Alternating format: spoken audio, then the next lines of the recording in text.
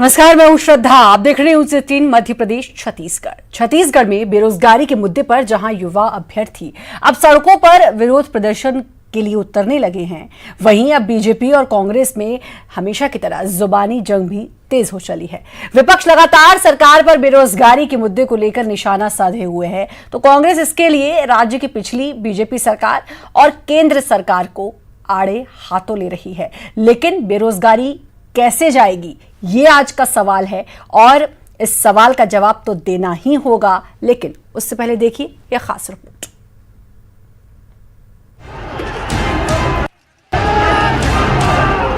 छत्तीसगढ़ में कांग्रेस ने सत्ता में आने के लिए बेरोजगारी को बड़ा मुद्दा बनाया था और इन्हीं मुद्दों के सहारे सत्ता पर काबिज हुई। लेकिन अब बेरोजगारी का ही मुद्दा कांग्रेस पर भारी पड़ रहा है।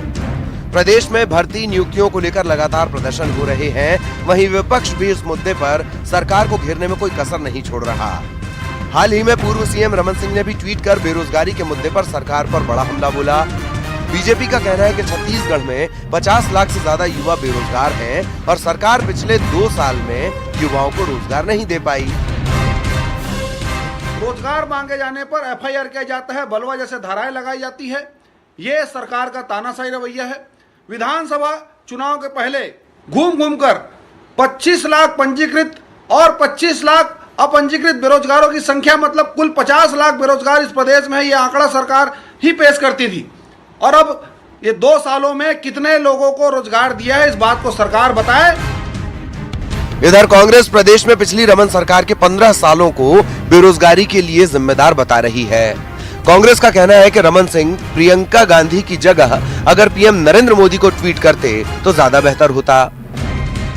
किस प्रकार रमन सिंह ने छत्तीसगढ़ के युवाओं को सरकारी नौकरी के द्वार बंद कर दिए थे, किस प्रकार छत्तीसगढ़ में बेरोजगारी चरम पर थी, यह छत्तीसगढ़ के बेरोजगार अभी तक नहीं भूले हैं। श्रीमती प्रियंका गांधी जी को ट्वीट करने के बजाय रमन सिंह नरेंद्र मोदी को ट्वीट करें तो ज्यादा बेहतर पश्चात मिलेगा कि नरेंद्र मोदी जी किस प्रकार आपने युवाओं से वादा किया था कि हर साल 2 करोड़ लोगों को रोजगार देंगे। छत्तीसगढ़ में बेरोजगारी की स्थिति किसी गेंद की तरह हो गई है, जो राजनीतिक दल एक पाले से दूसरे पाले की तरफ उछाल रहे हैं। इसे मुद्दा बनाकर वोट की राजनीति हर कोई करता है, लेकिन बेरोजगारी के इन हालात की जिम्मेदारी कोई नहीं लेना चाहता। देवव्रत भगत, न्यूज़ 18 रायपुर। तो बेरोजगारी का जो आलम इस समय छत्तीसगढ़ में है, उसकी जिम्मेदारी तो कोई नहीं लेना चाहता, लेकिन बेरोजगारी एक ऐसा मुद्दा है जिसके बल पर सत्ता में जरूर आना चाहते हैं और इसी मुद्दे को लेकर कांग्रेस भी सत्ता में आई। और सबसे पहला सवाल मेरा कांग्रेस से ही होगा, लेकिन उससे पहले अपने मेहमानों से आप सभी को परिचित करा दूं। केदार गुप्ता बीजेपी प्रवक्ता हमारे साथ जुड़ चुके हैं, सुशील आनंद शुक्ला कांग्रेस प्रवक्ता हैं, कांग्रेस का पक्ष रखेंगे, और साथ ही युवा अभ्यर्थी सुनील कुमार हमारे साथ जुड़ चुके हैं। सबसे पहले तो आप तीनों का बहुत बहुत स्वागत है। और उसके बाद सुशील जी, आपसे सवाल, क्योंकि बेरोजगारी एक ऐसा मुद्दा था, बड़ा मुद्दा, जो जब चुनाव हुए थे विधानसभा तो कांग्रेस ने इस मुद्दे को जोर शोर से उठाया था कि कांग्रेस अगर सत्ता में आती है तो बेरोजगारी की तरफ सबसे ज्यादा ध्यान दिया जाएगा। लेकिन जो मौजूदा आंकड़े हैं वो उससे बहुत ज्यादा परे दिखाई दे रहे हैं।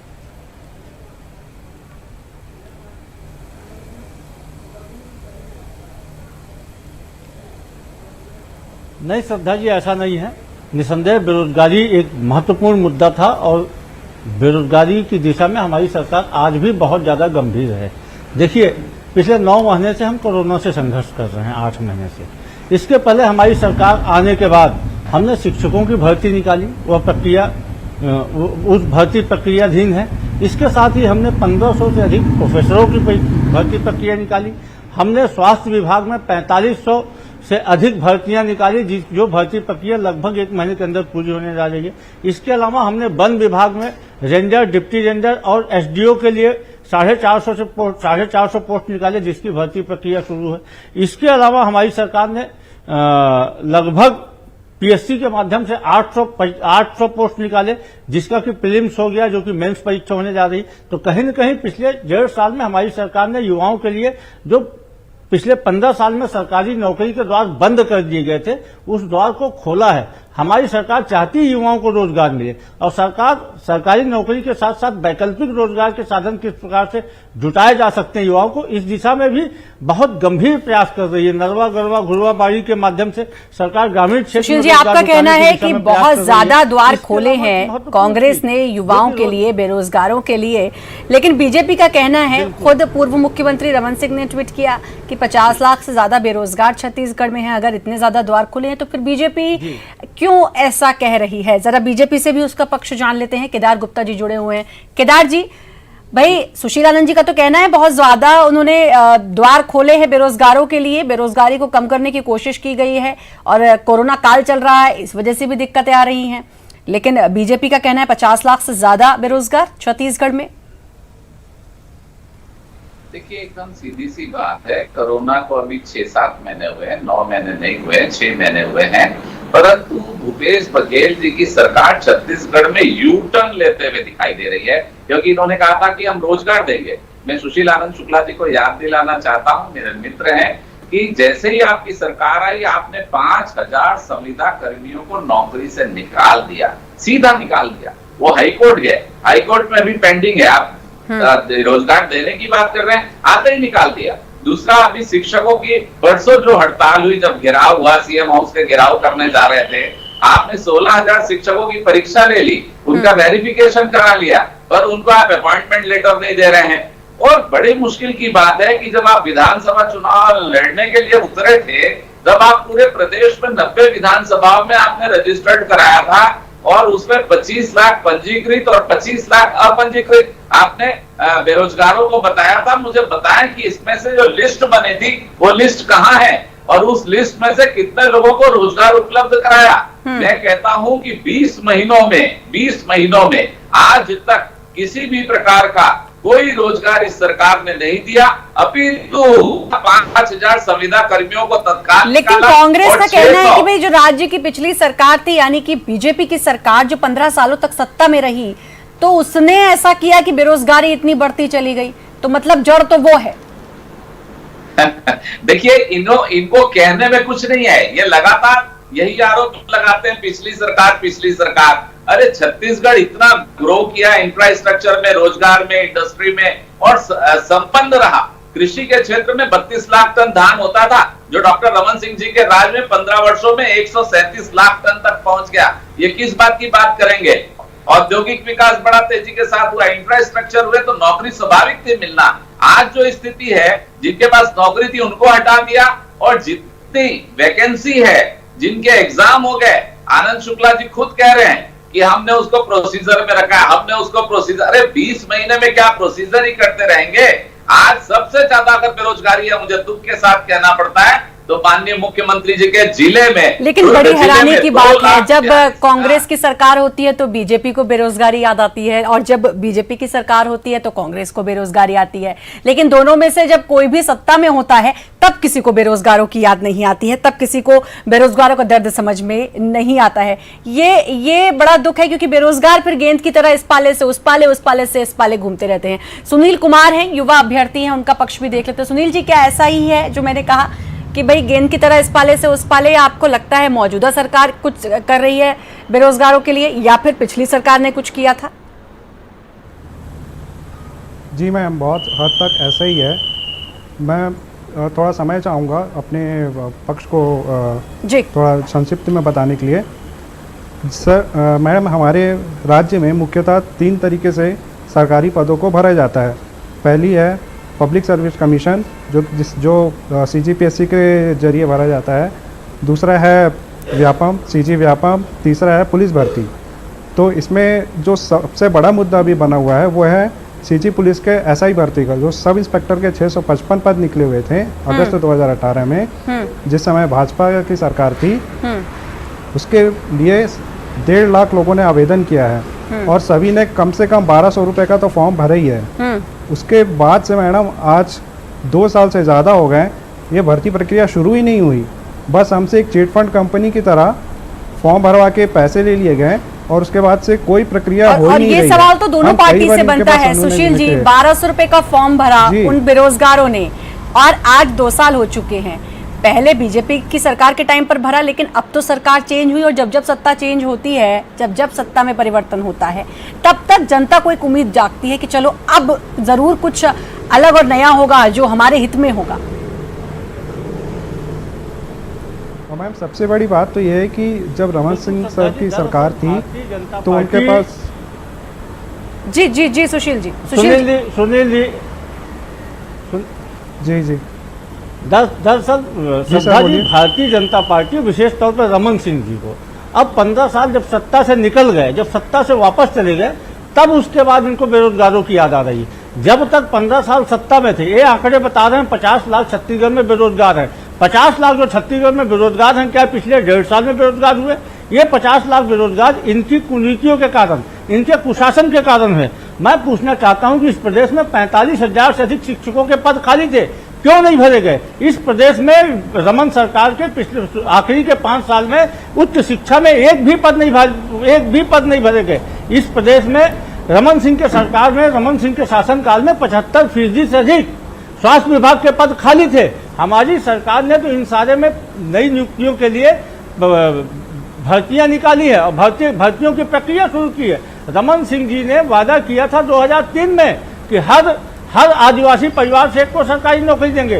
3 बार सरकार में रहे लेकिन कभी नहीं दिया नौकरी। इन्होंने वादा किया था कि हर बेरोजगार को 500 रुपए भत्ता देंगे। खैर वादा तो ये सभी सरकारें, सभी दल यही वादा करके सत्ता पे आते हैं। वादा तो खैर आपकी सरकार ने भी किया है, लेकिन उसके बाद भी ये मुद्दा उठ रहा है। अभी ये सुनील जी कुछ कहना चाह रहे हैं, उसके बाद मेरा सवाल केदार जी से होगा।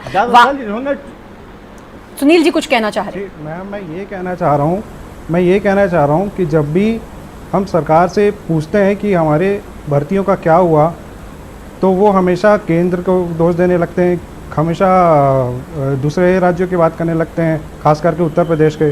कहते हैं कि उन्होंने रोज़गार ख़त्म कर दिया। सर ये बताइए कि राज्य की जो भर्तियां हैं ये तो राज्य के जिम्मे है, इसके लिए हम क्या केंद्र से जाके सवाल करें? जब भी हम आपसे सवाल करते हैं तब आप ग्रामीण व्यवस्था की काम गिनाने लगते हैं, धान गिनाने लगते हैं, आपने जो दूसरे काम किए हैं वो गिनाने लगते हैं। सर हम बता रहे हैं कि हमारे यहाँ दौड़ दौड़ के पैर में दर्द हो गया है और आप बता रहे हैं कि आपने सर के लिए दवाई दिया है। तो सर हमारा जो पर्टिकुलर मुद्दा है उस पर आप बात करिए ना।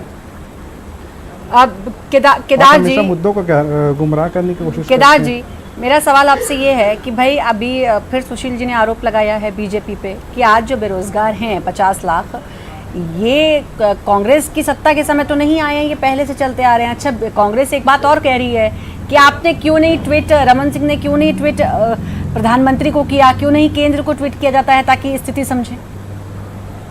देखिए ये जो आज बैठे हैं हमारे मित्र जो बेरोजगार हैं, जिन्होंने फॉर्म भरा है रोजगार के लिए, कितनी स्पष्ट बात कर रहे हैं।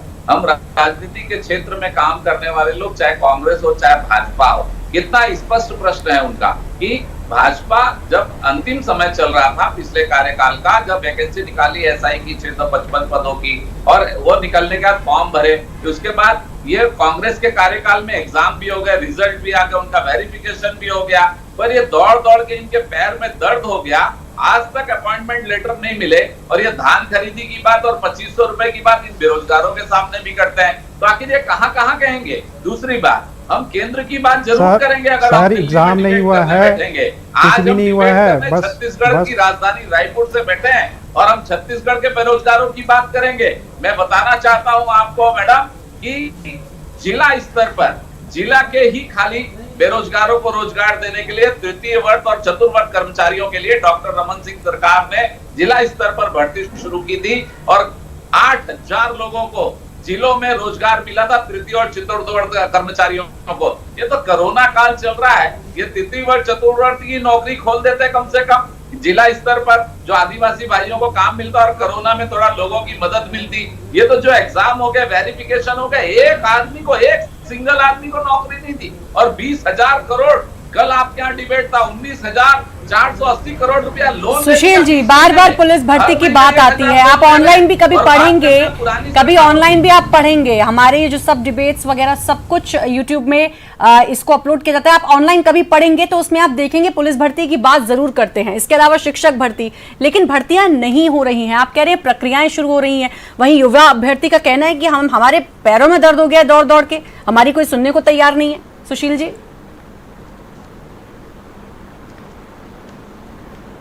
नहीं देखिए श्रद्धा जी, बिल्कुल भर्तियां शुरू है, प्रक्रिया चालू है। जहां तक पुलिस भर्ती का सवाल है कि पुलिस भर्ती में जो भारतीय जनता पार्टी की सरकार ने जो प्रक्रिया शुरू की थी उसके संबंध में बार बार उंगलियां उठाई गई। सरकार के पास में लगभग 2 से 2.5 हजार लोगों ने सरकार के पास में शिकायतें की, ये प्रक्रिया गलत है और उस चीज को अभी संज्ञान में लिया गया है, जांच का विषय है। अब ये प्रक्रिया आगे शुरू रहेगी या रद्द की जाएगी, अभी जांच का विषय है, जांच होने के बाद स्पष्ट होगा। श्रद्धा जी, मैं ये जानना चाहता हूं कि जैसे अभी हमारे मित्र केदार गुप्ता जी कह रहे थे, क्या छत्तीसगढ़ देश से बाहर है?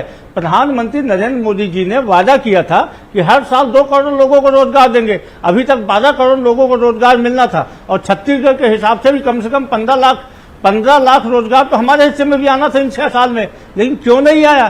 क्यों अभी जब केंद्र सरकार ने गरीब कल्याण रोजगार अभियान शुरू किया, छत्तीसगढ़ को छोड़ दिया, तो रमन सिंह जी ने क्यों प्रधानमंत्री जी को ट्वीट करके नहीं कहा कि छत्तीसगढ़ को गरीब कल्याण रोजगार अभियान में क्यों शामिल नहीं किया? कल ही प्रधानमंत्री जी ने मध्य प्रदेश के लिए केदार जी, ये सवाल तो कोई भी मुद्दा हो, लेकिन बीजेपी से ये सवाल जरूर पूछा जाता है। विपक्ष में बीजेपी है और विपक्ष की भी बहुत महत्वपूर्ण जिम्मेदारी होती है ताकि जनता के जो मुद्दे हैं वो उजागर हो सके। और अगर मैं सांसदों की बात करूं, सांसद हैं वहां से तकरीबन 10 सांसद 9-10 सांसद हैं वहां से, और क्यों नहीं ये बात फिर संसद में रखी जाती है, क्यों नहीं ये बात ये केंद्र तक बीजेपी पहुंचाती है कि भाई ये समस्या है छत्तीसगढ़ में, 50 लाख बेरोजगार हैं, कैसे दूर की जाए? ये मुद्दा क्यों नहीं उठाया जाता? हमेशा उठाई जाती है, हमेशा उठाई जाती है। इनका वित्तीय कुप्रबंधन इसके लिए जिम्मेदार है।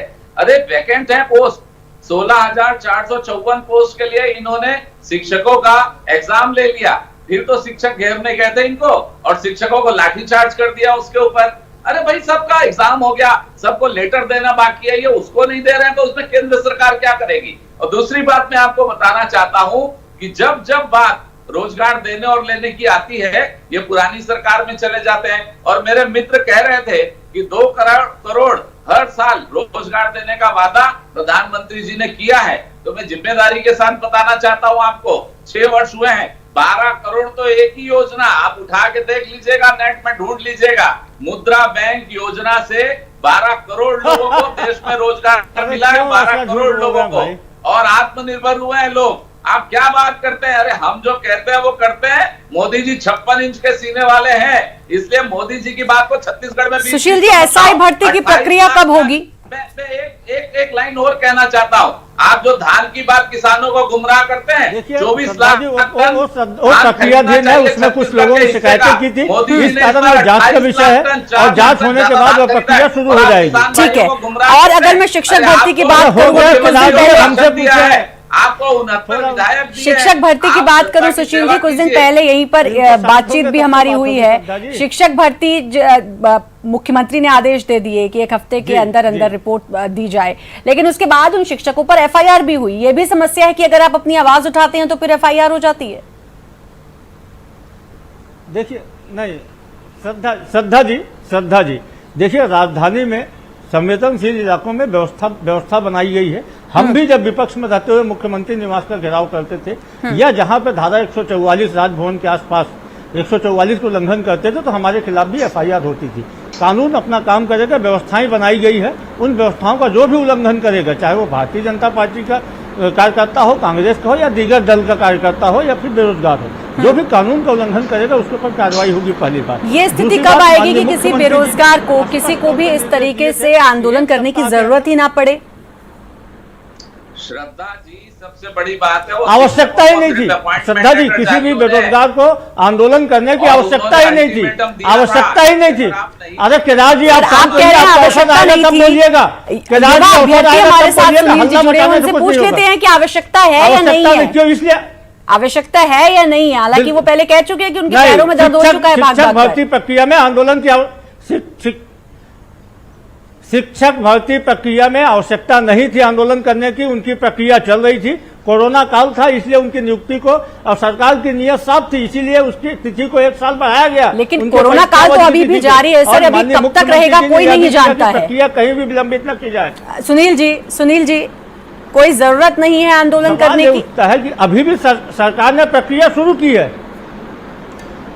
सुनील जी, मैं ये कहना चाहूँगा कि जिस प्रकार से कल सोशल मीडिया में जो जितने युवाओं का रोष दिखा है वो बहुत जल्दी सड़कों पर दिख सकता है। अगर सरकार युवाओं पे ध्यान नहीं देती है तो सरकार जब से बनी है तब से वो पूरी तरह से किसानों के लिए ही काम कर रही है, लेकिन ये शायद भूल गई कि किसान के भी बच्चे हैं जो चाहते हैं कि वो अच्छे पदों पर पहुँचे, और इसके लिए वो अपने संसाधनों को लगाकर बिलासपुर, रायपुर जैसे शहर आकर तैयारी करते हैं। युवाओं को रोजगार देने की दिशा में भी काम किया है।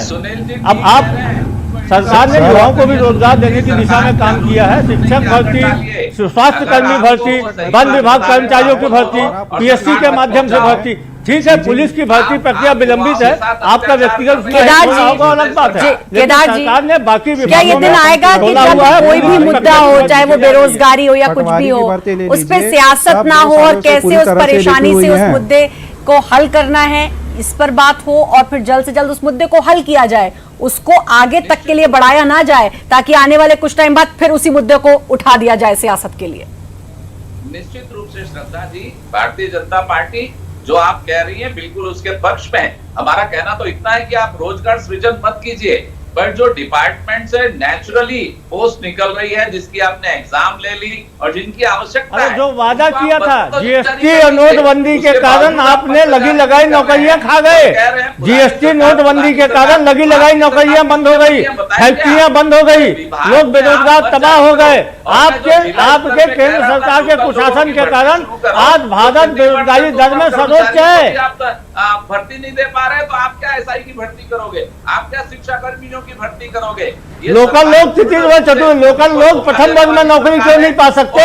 आप बार बार लोकल लोगों को तृतीय चतुर्वर्ग की बात क्यों करते हैं? क्या लोकल वर्ग अधिकारी वर्ग की नौकरी के लायक नहीं है? आप तृतीय वर्ग चतुर्वर्ग की बात क्यों करते हैं? क्या लोकल वर्ग अधिकारी नहीं बन सकता है?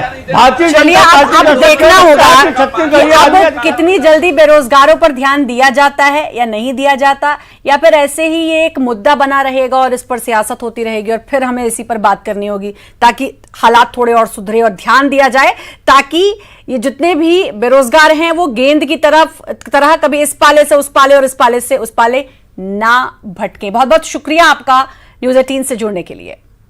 और इसी के साथ जवाब तो देना होगा मैं इतना ही, लेकिन बाकी खबरों के लिए लगातार बने रहिए न्यूज़ 18 मध्य प्रदेश छत्तीसगढ़ के साथ।